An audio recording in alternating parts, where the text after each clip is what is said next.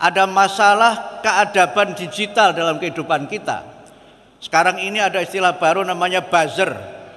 Dan buzzer itu ditambah dengan buzzer RP, kira-kira begitu. Yang ternyata untuk menjadi buzzer itu ada angkanya. Kalau ingin mengerahkan 100.000 buzzer, maka berapa yang perlu dikeluarkan biayanya?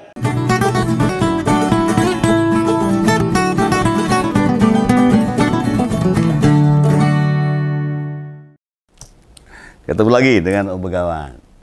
Sebenarnya pidato Menteri Pendidikan Dasar dan Menengah di acara yang digelar oleh Universitas Negeri Semarang.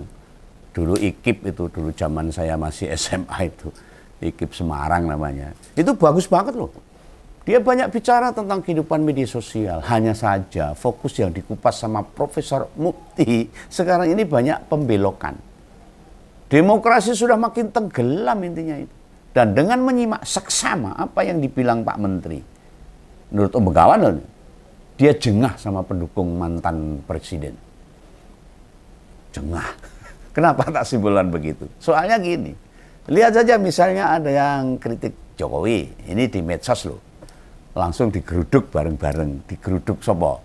Para pemujanya, para penjilatnya, sopo meneh. Neng cara ngeruduknya itu pakai nalar, sih mending pakai logika, pakai data. Kebanyakan di sini malah ya ngono kae. Omongane kewan kebun binatang keluar kabeh itu. Ada yang miso, ada yang ngancam dan sebagainya. Bagi yang jarang main medsos, begitu nyenggol titik topik politik, apalagi kaitannya sama keluarga dari Solo itu, mari jinjo kapan? Lu sampai temen Om Begawan tuh ada yang mandek medsos loh, atau wis gak berani buat ngeritik keluarga wong Solo guys. Entah ngompol udah setuju atau tidak. Sebutan buzzer muncul di era kepemimpinan Jokowi waktu itu, dan sebelumnya nggak ada tuh. Dan pengertian buzzer dengan influencer itu beda. Kanal atau gampangannya channel YouTube. Macam Siwut yang Om Begawan juga membawakan di channel Siwut ini. Itu dudu buzzer. Terus ada individu yang selalu kritis, entah berada di belakang pemerintah maupun kontra pemerintah, itu bukan buzzer. Ning mereka itu influencer. Gampangnya membedakan dari logika yang disodorkan tuh. Andai sekedar membela membabi buta tanpa menunjukkan alur berpikir dengan lurus, tanpa nalar dan logika, itulah buzzer. Cuma asal jeplak kaya becak tanpa pir. Asal jeplak orang gue mikir. Sedangkan mau kebijakan pemerintah pro rakyat atau merugikan rakyat, tokoh di medsos selalu memakai kerangka berpikir independen. Itu namanya influencer. Dia memberikan kritikan untuk kemajuan, memberikan solusi. Atau pendengung namanya. Orang macam Denny Siregar, Profesor Arya Hadi Darmawan, Mas Alip Furahman, teman saya, Kang Sobari, dan lainnya itu genah influencer. Mereka beropini, melandaskan pada hati nurani, dan sikap yang tegak lurus pada kebenaran, keadilan, dan tidak merugikan masyarakat, termasuk Om Begawan. Sehingga apa yang dikatakan Pak Mendikdasmen itu, ini semacam nyenggol Jokowi langsung loh. Om Begawan bisa bilang begitu? Nah, lihat saja itu. Kebijakan pemerintah mau benar atau salah, dia tutup mata. Orang gagas. Dan membela terus sikap siapa? Ya Pak mantan. Dan kita ngerti alasan konkret mengapa Jokowi terus pasang badan. Ya demi kepentingan politik buat anak-anaknya. Khususnya Wapres. Entah pidato Pak Menteri ditujukan pada siapa. Presiden Prabowo atau mantan. Ning bagiku, idealnya Pak Menteri buka-bukaan saja. Sejak purna tugas, Presiden ke-7 kok yo ora trimo. Wis gak jadi apa-apa. Lah wong enak wae ya si Wapresnya itu aja. Jadi anaknya jadi Wapres. Nah, kalau dia enggak enggak sumeleh loh. Mantunya jadi gubernur dan ragilnya ketua umum partai. Isih wae ada niat. bikin goro-goro, menambah beban pikiran rakyat. Nah sikap itu bikin pendukung Jokowi kayak dapat angin baik itu. Nah nanti lihat saja tuh di kolom komentar yang pada kontra atau nggak setuju sama Ngompol. Wah sok-sokan mendebat penjelasan Begawan. Mayoritas dari mereka itu banyak yang gagal paham. Rata-rata dari mereka hanya melihat thumbnail sama judul Ngompol, langsung ngetik komentar. Apa mau mereka meresapi dulu, melihat dari awal sampai akhir sehingga tidak gagal paham? Tidak mau. Lah memikirkan apa yang Begawan uraikan, ora gelem mereka itu. Lalu namanya aja sudah pemuja, penjilat, nggak pakai nalar. Ngono-ngono kuwi yang menyebabkan dunia medsos kita makin brutal dan beringat. Dengan debat sing ora mutu.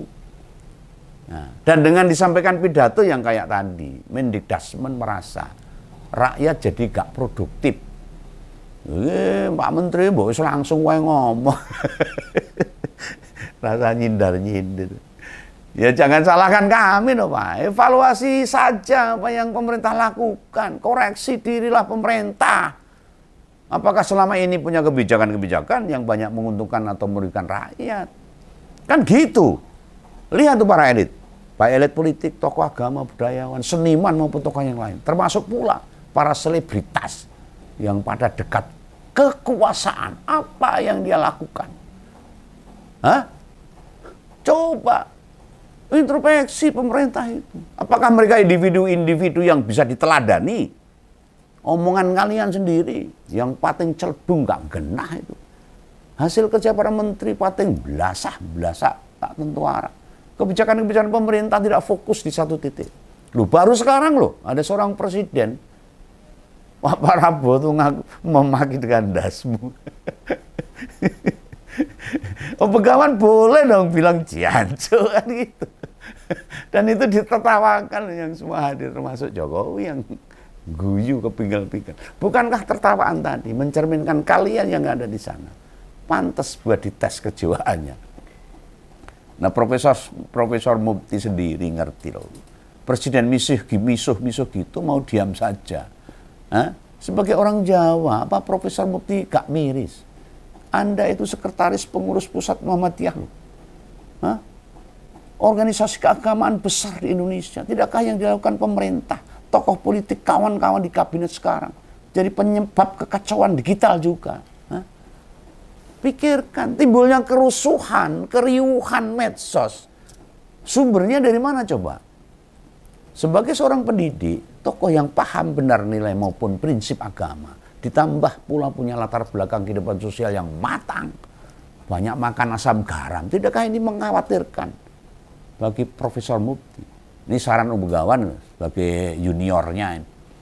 Sebelum menyeramai rakyat, termasuk Begawan diceramai ini. Ceramain dulu tuh teman-teman di kabinet, teman-teman kementerian.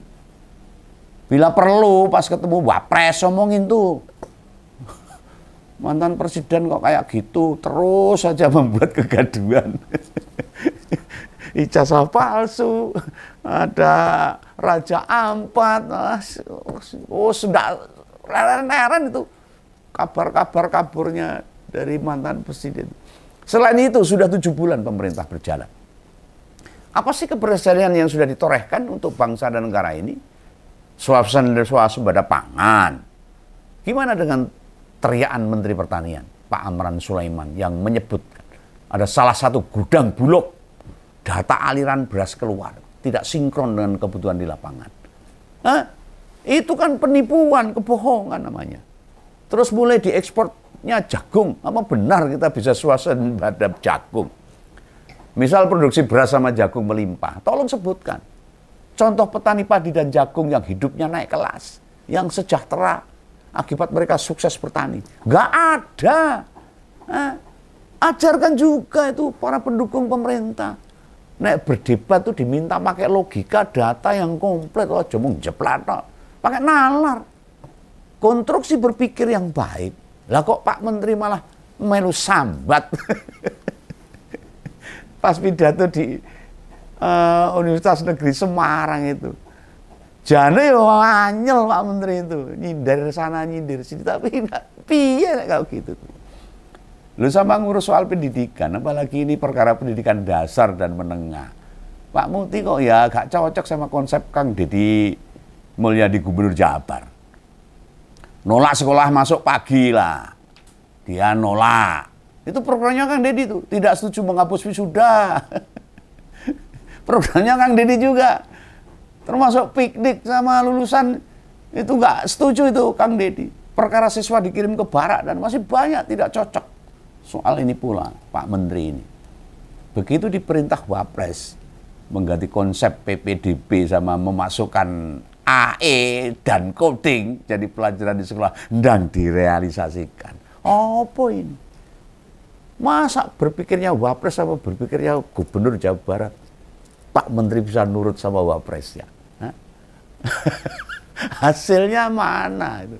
PPDB alias buat proses penerimaan siswa baru. Dari semula berbasis zonasi, sekarang berbasis domisili bedanya nengenti. Gak ada bedanya itu Pak Menteri. Sajane gak banyak perubahan, kecuali memasukkan satu tambahan tes kemampuan akademik. Wes itu tak. Dan akhir Juni atau awal Juli, genah kisruh monggo. Wah, lihat aja nanti. Dalam penerimaan siswa didik baru. Para guru dan sekolah tak jamin keliangan kabeh. Bingung karepe dhewe. Durung coding dan AE segera ditetapkan jadi pelajaran pilihan. Aneh bener nih Pak Menteri ini. Ayo Pak Menteri. Harus tegas. Problem dasar pendidikan dasar kita itu di etika sama penalaran Pak. Kerangka berpikir siswa kita itu ambiar beneran saat ini. Pendidikan kita itu fokusnya nilai, hasil rapot alias outputnya, logika itu menyalahi konsep pendidikan itu sendiri. Namanya saja pendidikan atau proses mendidik, artinya perjalanan membentuk karakter anak itu sendiri. Yang harus fokus, bukan anak itu bisa apa, keliru, yang model beginian, gak dikembalikan pada falsafah yang diletakkan Ki Hajar Dewantara. Ya. Hanya fokus pada nilai aja, tetapi etika adab tidak pernah fokus diajarkan pada sekolah. Dunia medsos kita makin bubrah ambiar. Lo kan falsafah Ki Hajar Dewantara itu ing ngarsa tulodo, ing madya mangun karsa tutpuri handayani. Nah, selama tujuan pendidikan mengabaikan ajaran beliau, gak tekan ngendi-endi. Efeknya dunia medsos dan dunia nyata kita makin ribet sama logika-logika yang gak nyambung. Sewaktu bertemu anak-anak muda, apa Pak Menteri gak sempat nyimak tuh? Banyak siswa SMP dan tingkat SMA ngitung sederhana saja gak bisa. 24 kali 4 itu bingung. 12 kali 4 ora iso jawab. Hah? Gimana pendidikan Indonesia itu bisa maju? Suruh nyari hasil 3 bulan berapa hari itu bingung kok. Itu tingkat SMA dan SMP. Ah, goblok ini. Loh, kasus beginian mencerminkan proses pendidikan kita. Gak ngajari nalar. Tetapi fokus pada nilai aja. Mau ngandalkan hafalan. Model-model buzzer. Kebiadaban digital. Akan makin tajam bila tanggung jawab Pak Mendagdikskasmen nggak dibenahi. Tugas Bapak bukan berkomentar atas seriusnya dunia medsos. Pak Abdul Mukti, introspeksilah, mahazabah, berkaca dan ngajak bareng-bareng membenahi. Itu yang paling tepat. Bukan malah pidato menjelaskan yang sedang terjadi. Pak mantan presiden juga diingatkan kelakuannya yang malah pengen eksis itu. Dikasih tahu lah. Di media, baik media mainstream dan media sosial. Membuat dunia digital kita bertambah horor aja. Lo serius lo ini. Kalau Jokowi mau menahan diri, mendelep, menep, bahasa Jawa itu. Sudah selesai dengan dirinya mungkin. Mungkin medsos kita jauh lebih adem. Lo Ormas Muhammadiyah mestinya ikut bicara dan ngasih masukan pada menterinya. Soalnya jujur saja loh, sejak ada konsesi tambang ke Ormas yang idenya dibuka di zaman Jokowi, kemudian NU duluan siap menerima. NU sekarang banyak nggak bersuara. Kondisi ini membuat Om Bengawan prihatin. Teman-teman tokoh NU, generasi muda NU yang kritis-kritis pada disingkirkan. Nah, buat sementara, Begawan susah berharap banyak dengan NU. Sehingga harapan Begawan tak sandarkan ke Muhammadiyah sekarang. Bukan berarti pula ormas yang lain atau elemen lain nggak punya tanggung jawab. Dunia pendidikan, medsos, situasi politik sekarang ini jadi tugas bersama kita. Mengkritisi apa yang sedang terjadi. Ada pembelaan besar pada kapal raksasa bernama Indonesia ini. Sayangnya dengan belokan itu malah mengarah pada karang yang menghadang sehingga terancam terjadi tabrak. Mari bahu-membahu bersama-sama mengembalikan lagi ke arah yang tepat. Tetap jaga kewarasan ngompol semua. Peduli pada lingkungan. Jaga nurani kita agar tidak ikut tersesat. Percayalah, Tuhan akan menolong dan berpihak pada kita. Salam Begawan, salam ngompol. Jangan salah paham. Dadah.